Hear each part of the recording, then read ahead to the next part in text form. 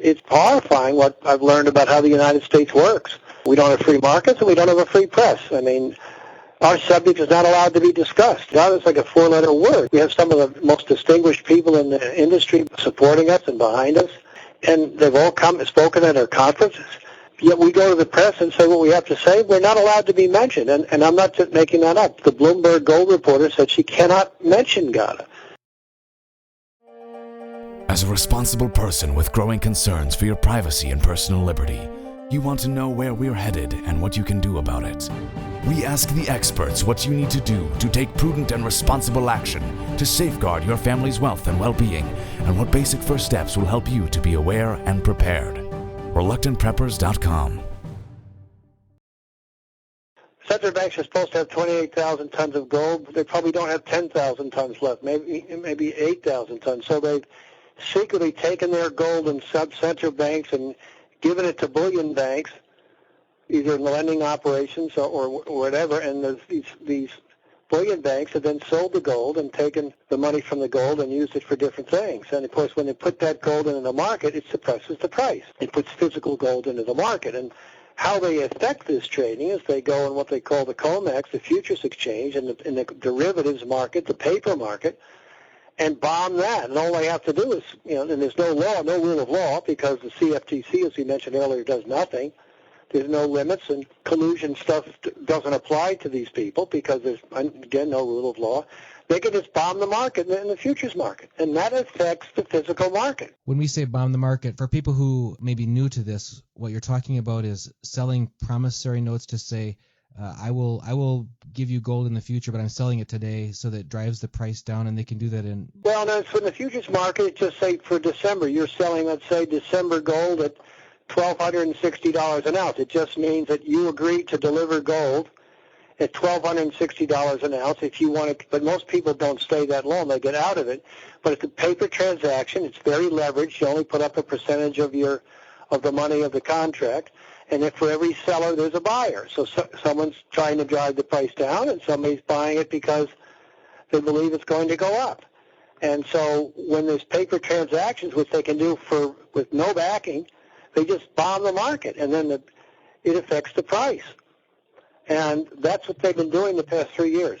All right, so it seems like they're digging themselves into a deeper and deeper hole. Don't those chickens all come home to roost? Yes, eventually. This is what it's to get back to where the show's about, is that this is why such a good time for your listeners to pay attention to what's going on here and look to be buying cheap gold and cheap silver for at least protection purposes. Because you're right, that's what I'm saying earlier. It's artificially too cheap. Eventually, it's going to blow up. Now, it could blow up in 3 months, or it could blow up in a couple of years. I don't know, but it will. What are the fundamentals that are driving that? Well, it's in terms of there's tremendous demand for it, whether it's India, China, big-name investors, people that understand what's coming and why, and they want to have some protection of their assets in case things just do what I think is coming, and that's going to be very unpleasant. So it's like an insurance policy. We've had some guests on here talking about how gold and silver are somewhat different in the way that they're used as investments or as money, because gold is primarily held as money or as an investment, whereas silver is often consumed as an industrial metal, an industrial commodity in lots of electronics and other types of processes. What would your comments be as far as the scarcity or availability of gold or silver for investment purposes? Well, gold, you're right. Gold's more of a monetary item, and of course, but then you've got it also used as jewelry all over the world, especially in India. Silver is an industrial commodity as well as used as money. It's also much cheaper than gold. Gold's about 65 times more expensive than silver. Now, some of my colleagues and myself think silver is going to be the one who's going to go bonkers the most, because somehow they've managed to get enough silver to help them with their gold scheme. And we think that they're gradually running out, and that silver could easily take out $100 an ounce and will be the commodity that will explode the most as a result of what they've done. Because gold all gets recycled. It doesn't go away. Whereas silver, a lot of silver gets consumed, and then it's gone. And the above-ground supplies of silver were pretty big 20 years ago, 30 years ago, and they're all gone. So all of a sudden you're going to hit a vacuum in silver, and the price is going to go bonkers. You've mentioned a couple of times no rule of law.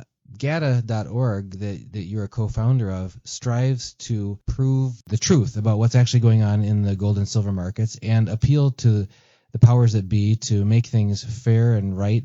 And so can you help us understand a bit more about when you say there's no rule of law on two fronts? One is, where does that put GATA going forward as far as what you can actually achieve in the absence of correct enforcement that should be there? And also, how does that affect the individual family if they want to invest in real money, gold and silver, something that's going to be safer for their family, but basically nobody's watching the store, the police aren't policing the rules around it that they should be? Well, there's two aspects of that. One, it's giving the people an opportunity now to buy it very cheap to get that protection, understand what's going on, which is what we try to explain, again, that these prices are artificially too low. The second thing is that it's horrifying what I've learned about how the United States works.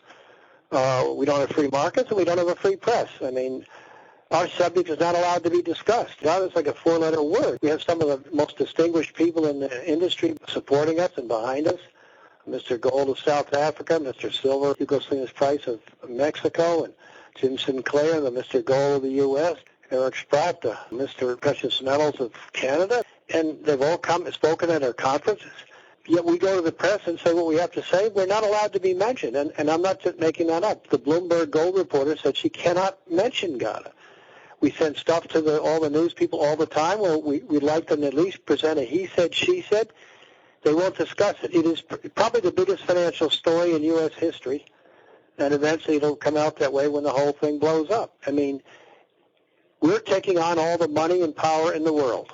People don't want to talk about it because they're the ones where they make their living from, whether it's advertisers or influence or going to certain parties or respectability. It's just unbelievable. I mean, not even he said, she said. They're not allowed to be discussed.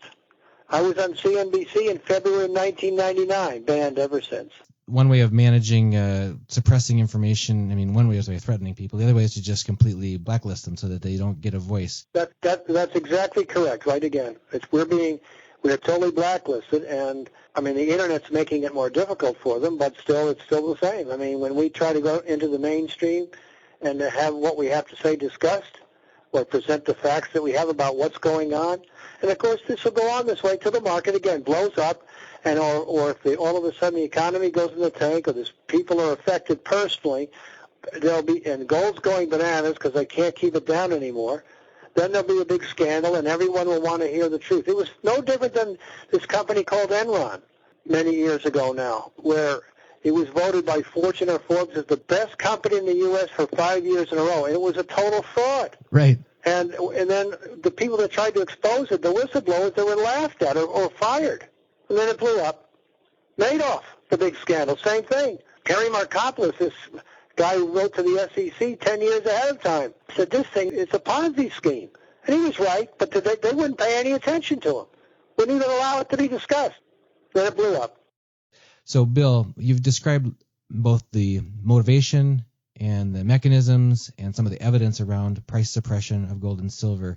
But it sounds like with a lot of other topics we've talked about with our reluctant prepper audience, information is power, and being aware and prepared really can set you apart and help you to better protect your family. So armed with this knowledge that people should not be distracted by these games that are being played in the overall economy, they still have the power to act. And they have this historic opportunity currently to take advantage of the suppressed low gold and silver prices to start accumulating gold and silver if they haven't already, or to increase their holdings if they have.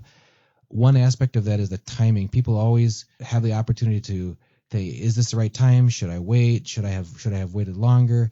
But if you could give us some reflection, words of wisdom on if this is such a historic opportunity, what guarantee is there that this will last and that people shouldn't act now? Well, that's always the $64,000 question. I mean, all I'm saying is that now's a great time. Could there be a better time in the month? Yes, but I mean, this is the risk-reward ratio here is fantastic, and especially in silver. I mean, the cost of production is, for many people, it's like $23 an ounce. It's $19. And I can't stay down below the cost of production for too long. So whether you buy silver at 19 or 18 or 17 or 20, when you think it's going to go over 100 and it's protection for you, I mean, now's the time to be jumping in for sure. And you mentioned earlier the historic ratio, or you mentioned the current ratio of gold to silver is like 65 to 1 in terms of price. I don't know. It's a change. Let's say 65 to 1, 66 to 1, and historically it's 16 to 1, which means it'd be an example why the price of silver could go up 4 times from here what the price of gold goes up if the ratio goes back to 16 to 1 norm. That's how cheap silver is. Now, we don't offer financial advice on this channel, and we don't ask our guests to as well, but it does sound like from what you're saying that people should seriously do their diligence and look at the historical distortion of stock markets being high, home prices being high, the forces that have been driving those, including dilution of the dollar, but also that gold and silver are being distorted down from the research that you've done with GATA over the past 15 plus years. People should do their due diligence about whether it might make sense for them to consider rebalancing their nest egg, so to speak, from stocks and real estate into precious metals. Some people have mentioned mechanisms that can be done, for example, rolling over IRAs, 401ks into IRAs and IRAs into precious metals IRAs. Do you have any other awarenesses of how people can get started in owning precious metals that you've discussed with people? Yeah, there's people like my brother. I mean, he sells gold, and Scott Filler is on a good company, and there's other people that are dealers where you can buy gold and silver pretty, not too much over the spot price and get it in storage. And some people think it should be out of the banking system. I'm not as much an alarmist on that, but to own gold and silver and just go buy it.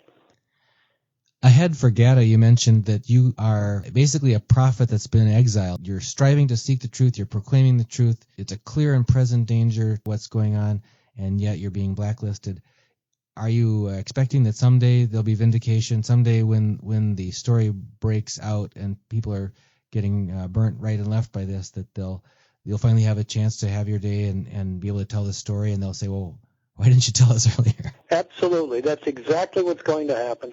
It happens in a lot of these scandals, and except this one will be far, far bigger than all of them put together, because it's going to affect so many people, because it's going to affect the economy and the dollar and standard of living and things like this, and everyone's going to say, how could this have happened? I mean, how many times have your listeners heard that phrase when it comes to certain issues? How could this have happened?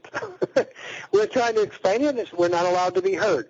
And, of course, we will be heard when the public goes bananas and will demand answers from the people in charge and from the press, and they'll be so angry. And that's when they'll come to us, because they'll be forced to.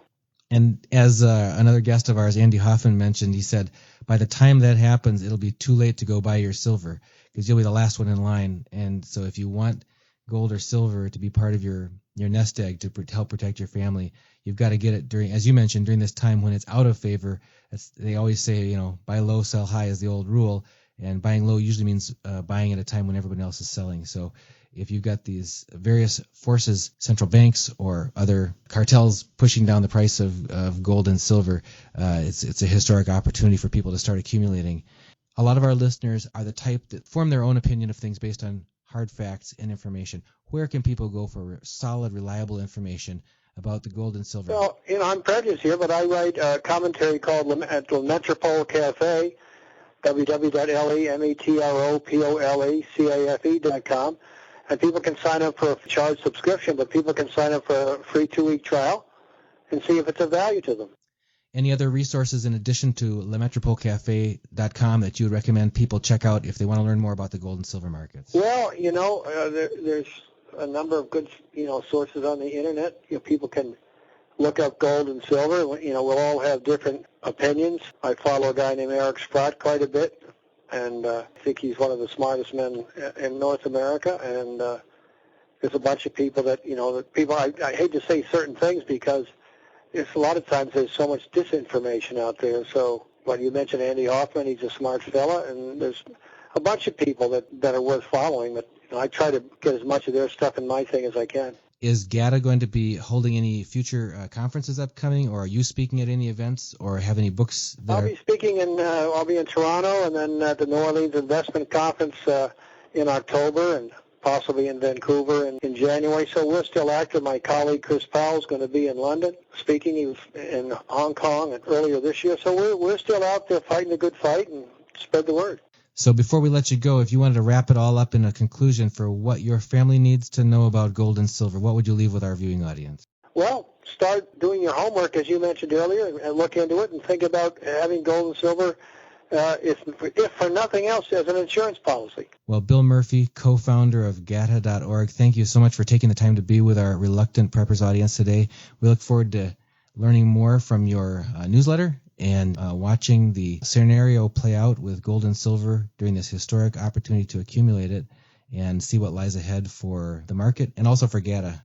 One last thing, Dunnigan. It's better to be too early than too late. Righto. I'll leave that with your listeners. Right. Thank you. Okay, Dunnigan. Thank you. Bill Murphy, thanks for being with us. Bye-bye.